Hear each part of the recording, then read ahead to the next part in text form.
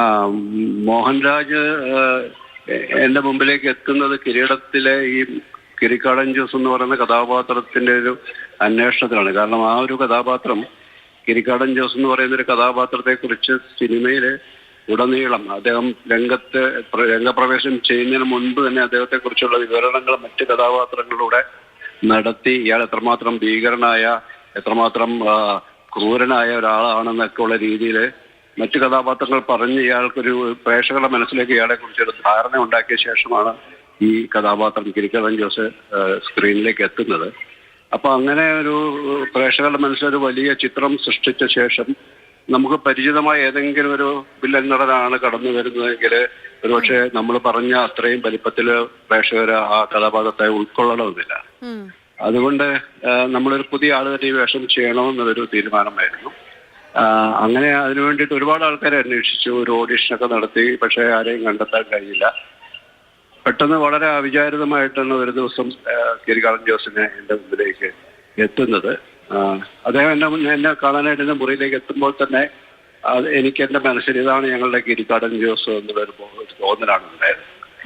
അത്രമാത്രം പൊക്കവും ആരോഗ്യവും ശരീരവും ഒക്കെയുള്ള ഒരു എൻ്റെ മനസ്സിലുണ്ടായിരുന്ന രൂപത്തോട് വളരെ സാദൃശ്യമുള്ള ഒരാളാണ് കടന്നു വന്നത്.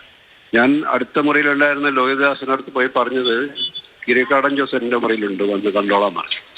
അപ്പൊ അങ്ങനെ നമുക്ക് ആദ്യ കാഴ്ചയിൽ തന്നെ ഈ കഥാപാത്രത്തിന് ഏറ്റവും ഉചിതമായ ഒരു വ്യക്തിയാണെന്ന് തോന്നുകയും പിന്നീട് ആ കഥാപാത്രം കിരിക്കാടൻ ജോസ് എന്ന് പറയുന്ന ഒരു പേര് തന്നെ മോഹൻരാജ് എന്ന നടന്റെ പേരായി ആൾക്കാർ വിളിച്ചു തുടങ്ങി. മോഹൻരാജ് എന്നുള്ള പേര് ഒരുപക്ഷെ മലയാളികൾ മറന്നുപോയി. ഞാനതിന്ന് പറയായിരുന്നു. ഇപ്പൊ ഒരുപക്ഷെ പല ആളുകൾക്കും ഈ സിനിമ അറിയാം, കഥാപാത്രത്തെ അറിയാം, ആളെ അറിയാം. പക്ഷെ മോഹൻരാജ് എന്ന് പറഞ്ഞാൽ ചിലപ്പോൾ അറിയണമെന്നില്ല, കിരിക്കാടൻ ജോസ് എന്ന് പറയണം.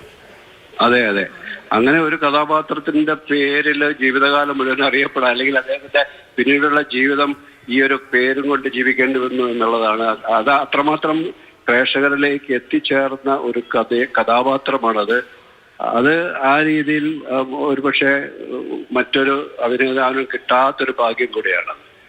അതോടൊപ്പം തന്നെ ആദ്യ ചിത്രം തന്നെ മോഹൻലാൽ എന്ന് പറയുന്ന മലയാളത്തിലെ ഏറ്റവും വലിയ നായകനോടൊപ്പം അദ്ദേഹത്തിന്റെ പ്രതിയോഗിയായിട്ട്, അദ്ദേഹത്തെക്കാൾ ശക്തനും അദ്ദേഹത്തെ കീഴ്പ്പെടുത്താൻ കഴിയുന്നവനുമായ, അല്ലെങ്കിൽ സേതുമാധവൻ ഒരിക്കലും ജയിച്ചു വരാൻ കഴിയാത്ത ഒരു പ്രതിയോഗിയായിട്ട് നിൽക്കുന്ന ഒരു കഥാപാത്രത്തേക്ക് അവതരിപ്പിക്കാൻ കിട്ടുന്നത് ഒരു നടനെ സംബന്ധിച്ചോളം വലിയ ഭാഗ്യമാണ്. ആ ഭാഗ്യം എന്തായാലും മോഹൻരാജിന് കിരിക്കാടൻ ജോസ് എന്ന കഥാപാത്രത്തിലൂടെ ലഭിക്കുകയുണ്ടായി. അതൊരു മലയാളികളുള്ള കാലത്തോളം മറക്കാത്തൊരു കഥാപാത്രം തന്നെയായിരിക്കും കിരിക്കാടൻ ജോസ്.